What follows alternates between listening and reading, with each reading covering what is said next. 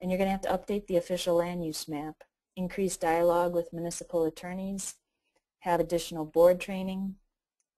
There's going to be some financial stress for a municipality, and there's going to be an added component where you're going to have to maintain a GIS database where you can track the industry and provide some mapping. And that kind of summarizes the impacts and the activities for planners to just be aware of. Thank you. Thanks, Megan. Now, Erica, in addition to the effects that Megan just told us about, can you talk briefly about the kinds of environmental effects that communities need to be thinking about?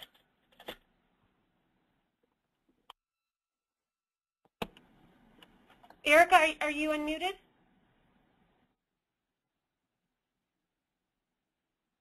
Okay, I'm unmuted. Water quality and water quantity may vary in terms of particularly of quantity available in different parts of the country, but certainly it takes a tremendous amount of water in order to frack even one well. And the estimates range from 3 million gallons to 9 million gallons. A great deal of this water remains underground after it has been put down under high pressure. And that means that you are taking water out of the water supply, which even in places like the Northeast can be complicated if you have a great deal of fracking going on. Water quality has to do in part with the impact of wastewater. Once you have some flowback, the water that does not stay underground, say 50% of 9 million gallons does not stay underground, you have to figure out what to do with it. There are chemicals in it. Wastewater treatment plants are not designed to treat those chemicals. They're designed to treat fecal bacteria. And so whether you dispose of it on the site or take it to Ohio and put it in deep injection wells, which may have a seismic aspect, in other words, they may cause earthquakes, are all issues to think about.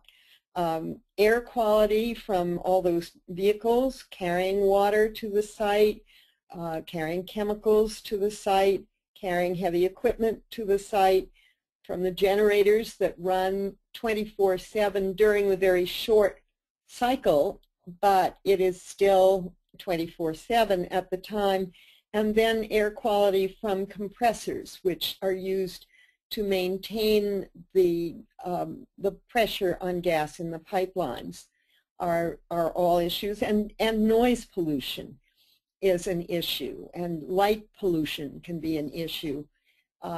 And once again, reinforcing what Megan has been saying, the important thing for planners is to plan ahead, to know which entities in your state have authority to deal with water, whether water is what permitted, as it is in the Delaware River Basin, what wastewater laws are in place, and to get your noise ordinances in order.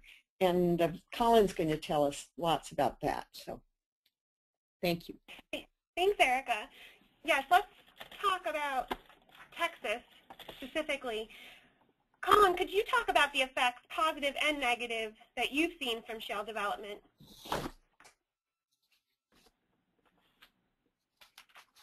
Colin, are you there?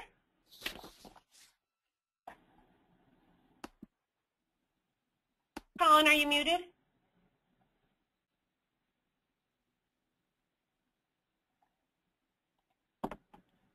Colin, I can't hear you.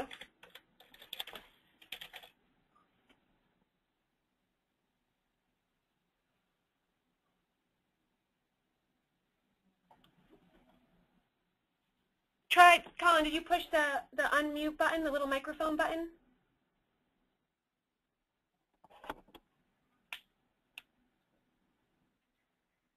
Okay.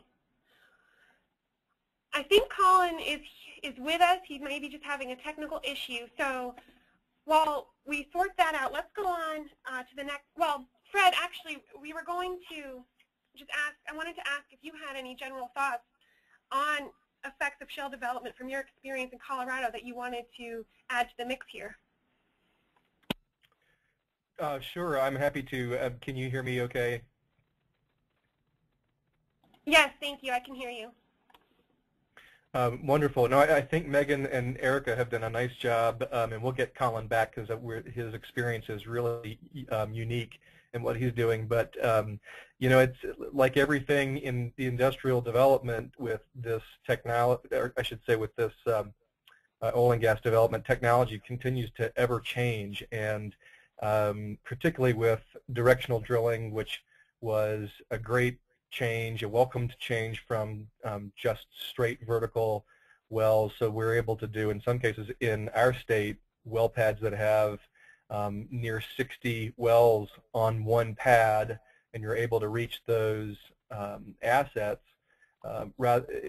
So centralizing one pad rather than having a real significant density like you saw in the photograph that was shown earlier with that great density on the surface. So I think the technology and industry is working to really minimize those land disturbances. There's no doubt that impacts come from all of this. There's no question about it.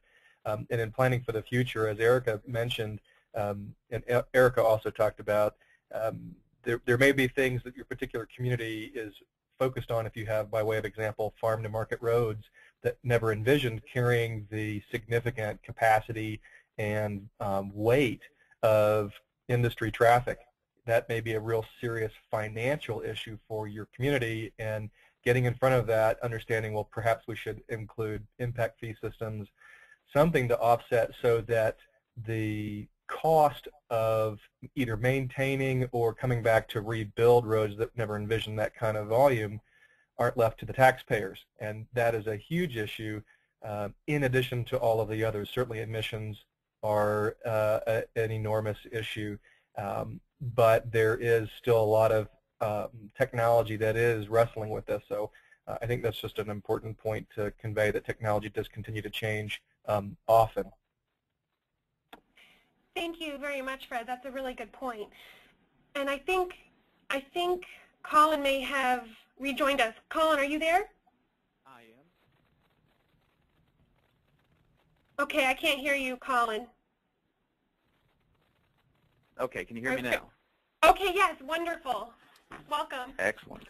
Love technology, don't we all? Just real quick to cover over some of the pros and cons of drilling in the area. Texas has been looking at the Barnett Shale and drilling in this area since about 2003. Around 2006, we really hit a good gas boom. Some of the pros from that is just the economic health that we've had in this area. We know there's been a lot of economic downfall in the country. This section of the country, and this especially this section of the state, really hasn't been hit hard by the economic crisis. We've seen a lot of economic development at this time. Planning's at an all-time high. A lot of that is because of the influence of royalties and payments done by the natural gas in this area. So along with a strong economic area, strong jobs coming in, related businesses also come into the area because of that. You have companies that are building drill rigs. You have companies that are building the instruments that will take care of the equipment that are out on these pad sites and drill sites. So there is a good pro to the fact. You just have to make sure that you have an infrastructure that's able to accommodate the growth of jobs and businesses in the area. Some of the negatives, however, are that especially here in the Dallas-Fort Worth Metroplex, a lot of the drilling is done really close to residential areas. So there's concerns with nuisances, there's concerns with environmental health, and then just traffic in general can create nuisances and problems for the people that are living in these areas. We all have to share. We all have to share space here, and having drill rigs right down the street from a church or a school or a home, that does put some people on edge. So just some of the pros and cons that we're seeing down here. Great, thank you so much, Colin. And as we're talking about regulating shale development, Megan, can you talk about the role that planners play specifically in addressing effects of shale development in their communities? Sure. Most planners, I find, will never be perfectly prepared for this industry prior to its arrival.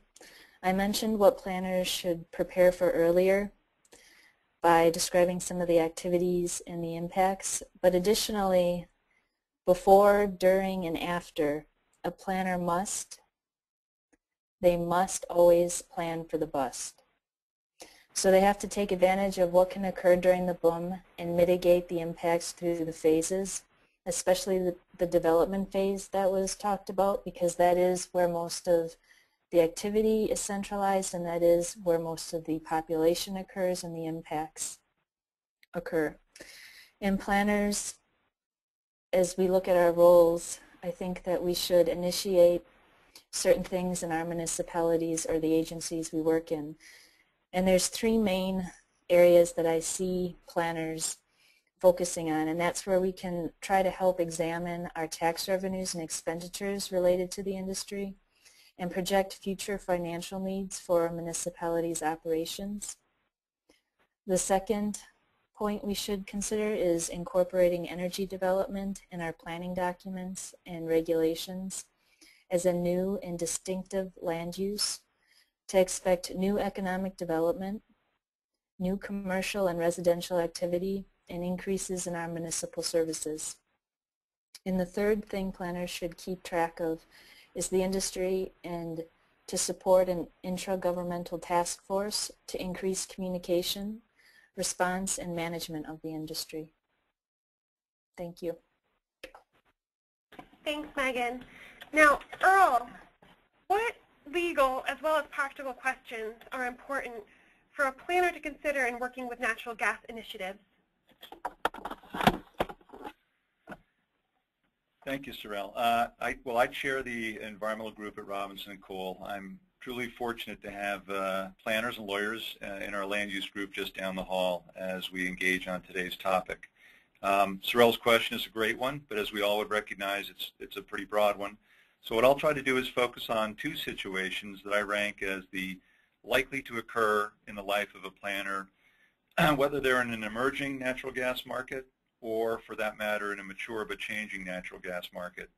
I think the first situation where the legal practical interface comes about is when municipal leadership asks what can be done or passed at the local level to either facilitate and attract or encourage natural gas activities, or, on the flip side, more heavily regulate and discourage, or even in some instances ban natural gas activities. The other is if you're living with a current regulation or being asked to propose a regulation, there will be advocates for the natural gas industry who may surface and challenge and or threaten to sue the municipality and frankly look at the infirmities or question whether there are infirmities with the existing regulation. Based on these situations, and again, we've worked through these in a number of cases, I wanted to focus on a few critical points. The first slide you're looking at, government authority to regulate, just takes you through. Clearly, there are federal regulations. To the extent there's the supremacy clause that we have in place, what you're looking at is the federal programs, to the extent that they conflict with the states, will control. And the same is often true that to the extent you have a state program, whether it's delegated from the federal government or a standalone based on residual powers that the states have, those will stand above and beyond the local authorities. And so we turn from there and we focus a little bit more on federal regulation. In this, what I wanted to really say in this slide was